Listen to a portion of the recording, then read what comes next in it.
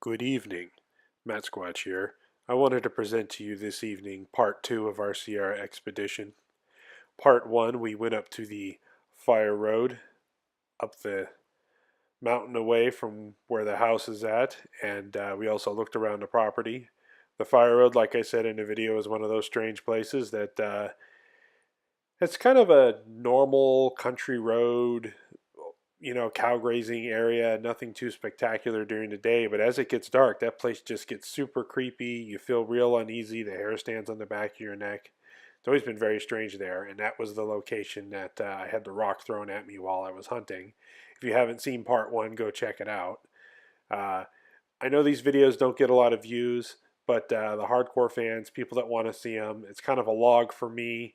I really do these videos more for me. The cryptid videos I do more for the public and people who want to learn. These are just kind of almost like glorified home movies. I want to go out in the woods. I want to see if I can find things. And it's just kind of fun to document. And if people are interested, they're more than welcome to come along with me on this trip and watch these videos. And, because I understand a lot of people can't get out to the woods. And or if I tell a story, they don't have a lot of context. So these videos are really great for that. So this is an old fire road. I'm sorry, it's an old logging road. I'm sure they use it for fire too. There's a logging camp many, many, many miles way back where this road just kind of dead ends and peters out. I've never been there. I've looked at lots of satellite imagery.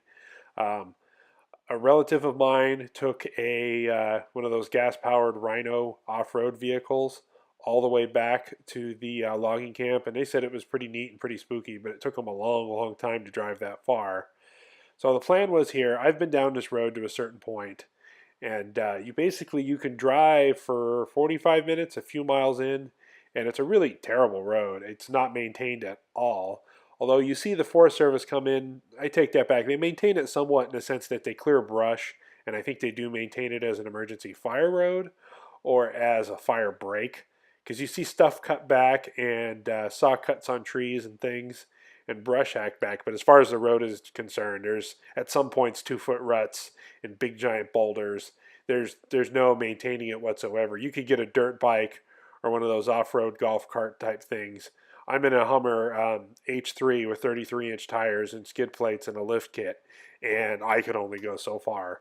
If I really, really, really had to get back there for an emergency, I probably could have gone farther than I did, but not wanting to push it and get stuck with no cell phone reception. Me and the boys, we found a area quite a bit up the road from what you see here in the film, and we found a spot and parked.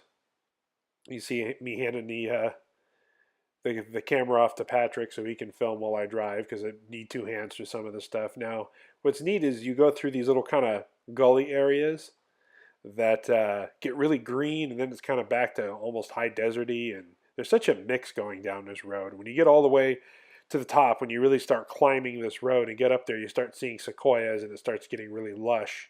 The problem with that, as we found out, is there are lots of bugs, lots of mosquitoes, lots of things out biting. As you can see here, here's where we parked. You can see how low the branches get. There's kind of a turnaround area that maybe the Forest Service or whoever said, this is about as far as people need to go. They can hike in. You can see how all of a sudden it kind of goes from a terrible road that you can kind of get down to just overgrown and stuff like that, and can't really get in here. There are dirt bike tracks and mountain bike tracks. I'm sure we could get in there, if we had better vehicles, but from what we have, you can see there's these little, as you go up there, these little canyons that cut through this road. And believe it or not, some of them still have water and moisture in them, even though it's October and super dry. And it was kind of hard hiking because the air is really smoky from fires up there. Also, like I said, as you're walking down the trail, bugs are buzzing around your head, these little gnats, and it's super annoying. And as you go, you pick up more bugs, and the bugs follow you. So by the time you get to a certain point, there's 50 of them around your head. They weren't really biting bugs; they were just bumping into you. And the other annoying part is when you're out of shape like me, you inhale a lot of them, and you end up choking on them. And the bugs up there are very strange. Where you could go up there one week like we did and just be hammered by bugs. But 2 weeks prior to that, it was probably hammered by mosquitoes, or a month prior. Now the mosquitoes have died out. Now it's just flies. And who knows? Maybe by now, 2 weeks later, they'd probably walk up there and have no bugs at all. The bugs are always kind of a weird thing, but that was one of the main reasons why we didn't go farther than we did. So, like I said, you can see how ruddy and rocky, and there's just no way I was going to get my car down there. Not that car, anyway. Um, so we drove as far as we could, like I said, for about an hour down really terrible roads, and then we hiked for probably another three. We went at a decent pace. We weren't real fast. It's uphill, and all three of us aren't in that great a shape. And we're trying to look for evidence. Every so often we tree knock, so you'll probably see that. We didn't really get any responses, but the deeper we went in, we started to see more and more tree breaks that looked very odd, like 10, 12, 14 feet in the air, tree breaks. As you can see, the left side of the road here is kind of uphill and the right side is downhill. Well, we would find tree breaks going from right to left, and naturally stuff breaks, it falls downhill due to gravity. So just very odd things that weren't cut, logs that were pushed across roads. Yeah, and last year when I was up here at this point, I found all sorts of tracks in this road, like bear prints and mountain lion prints and deer tracks. I looked and looked and looked. I honestly did not find very many tracks, even in the wet areas. I maybe found like some deer or something. So I don't know if we're just everything moved through, or maybe because it was a real wet year, they got really hot and really dry. Um, you can see every now and then you'll see the muzzle of the rifle I was carrying with me. Yes, I was carrying a rifle. We're way back in the hills, like I said I would. I had my hunting license. I had my lead-free California ammo. It was very safe. It's just more or less a precaution. If you want to go in the woods and you think carrying a gun is silly, then that's good for you. But I would rather, like a condom, rather have it and not need it than need it and not have it, kind of a thing. So yeah, even though it was a pain at some point to have a backpack, a rifle, and a camera at the same time and be swatting bugs, but it's what I do for you guys. So yeah, I'm going to pare down this video. I've got like an hour and a half of raw video of us just walking through the woods that you guys would probably get pretty sick of. So I'm going to do my best to edit it down, show you some of the tree breaks. Bryan did a great job of taking a lot of still photos of things, so I'll incorporate a few of those things in.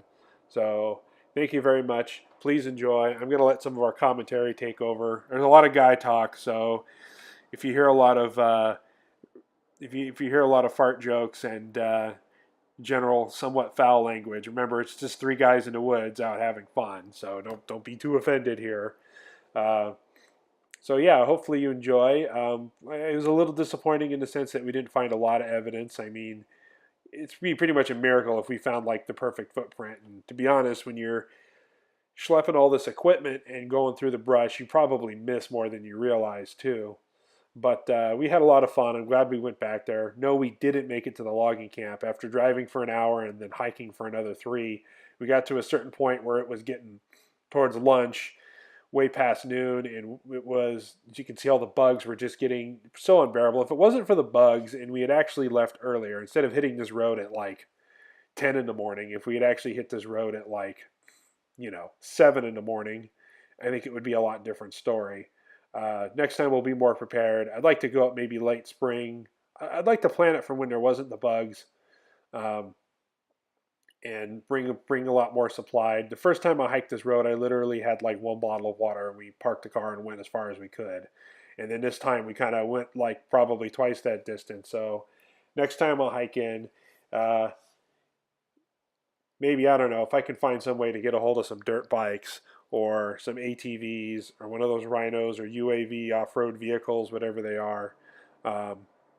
Yeah, I don't know. So anyway, please enjoy. I'm going to stop voiceover yakking at you. If you see anything or say, hey, at minute 33 there's something there or something there, that's kind of the reason why this footage is also good to put out there for people. I know people don't watch these videos that much, like I was saying, but if you guys spot something, please point it out. Yeah, anyway, so thanks, guys.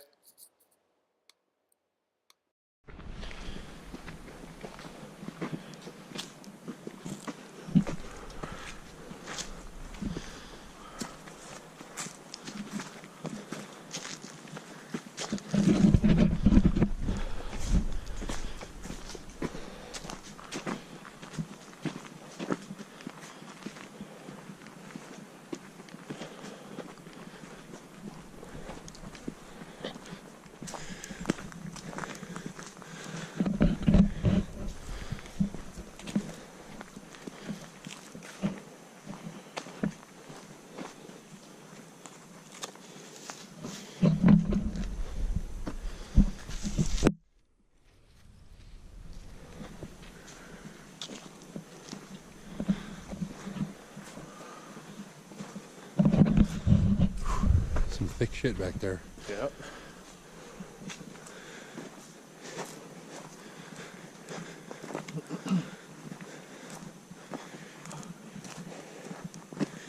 You guys ever need a break or something, just say it.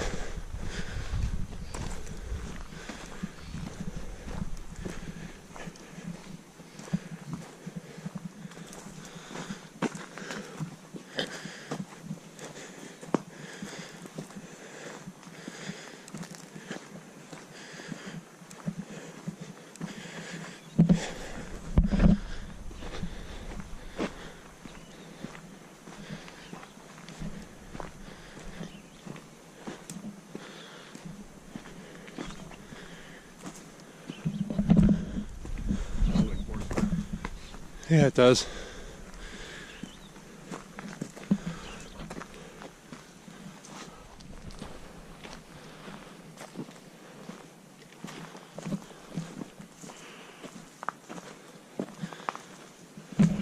Huh. Did you look at that tree branch?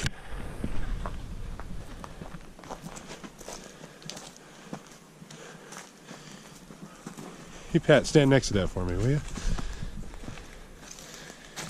Patrick, how tall are you? 6 foot. That's probably double you. Where the break is. Say 10. 10 feet, maybe? Yeah. Crazy. That's a known Bigfoot thing, is the tree breaks high up. And they like to cross roads as like barrier boundaries and territories. Reportedly.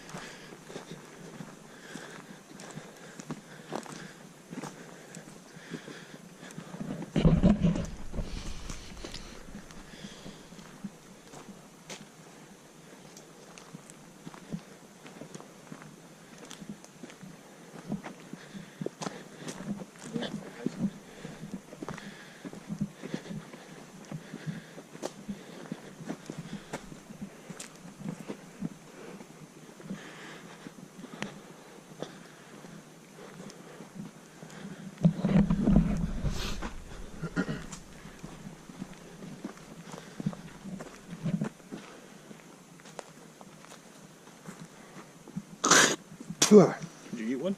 Yes. It tastes good? It tastes like anything. Yeah, I think that goes a long way. More trees broken. 10, 12 feet up. Looks like something came down this hill, or the hill eroded, and all the snapped logs and break trees. It looks like these logs were across the road here at some point, and Forest Service or somebody moved everything. Very interesting. A lot of people say an area seems squatchy. Well, lots of moisture, lots of vegetation, tons of ferns. There's a lot of edible ferns out there. Support a large animal. This area looks to be about right.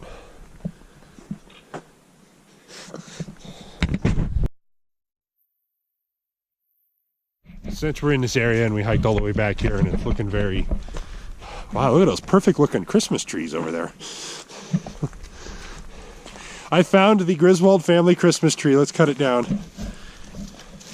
Can we write it down? Yeah. Pat's trying to find a tree to knock on. That's not. Just lean in and whack it real hard.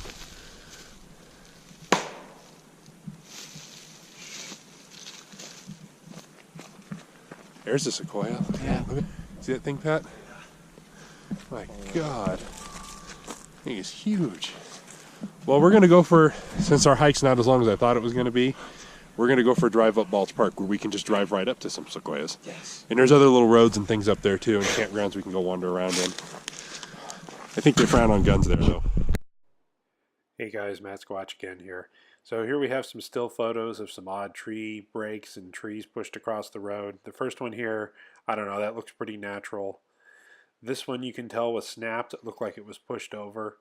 There was also some other debris and stuff that looks like it's been kicked and pushed aside. This one actually looks kind of suspicious.